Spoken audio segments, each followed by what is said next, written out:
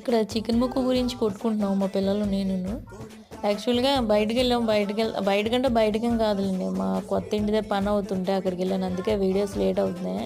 అయితే నాకు అమ్మ చేసిన చికెన్ ఫ్రై అంటే చాలా ఇష్టం. నేనెంత బాగా చేసుకున్నా. సరే అని చెప్పి అమ్మని చేయమన్నా. చేయమంటే చేసి తెచ్చింది. రైస్ నేను తీసుకొనొచ్చాను. ఆ చికెను వడ్డిస్తుంటే నేను తినేస్తూ ఉంటున్నాను. మా పిల్లలేమో "నువ్వు తినీకు, మొత్తం తినీకు, మొత్తం తినీకు" అని గోల పెడేస్తున్నారు. సరేరా బోలెడుంది కదా! తిందాం అంటే లాస్ట్‌కి ఎవరికీ మిగలలేదు. ఒక గిన్నె ఒకటే మిగిలింది. అంతలా తిన్నాం. చాలా టేస్ట్ అయితే చాలా బావుంది. ఏం చేసిందో, ఎలా చేస్తదో తెలీదు.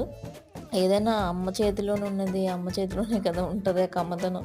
అందువల్ల అది చికెన్ అయినా, వెజ్ అయినా ఏదైనా సరే టేస్ట్ వస్తూ ఉంటది.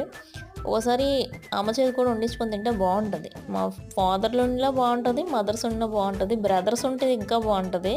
అదనమాట. హస్బెండ్ వండితే ఇంక చెప్పవసరం లేదు. బాగోపోయినా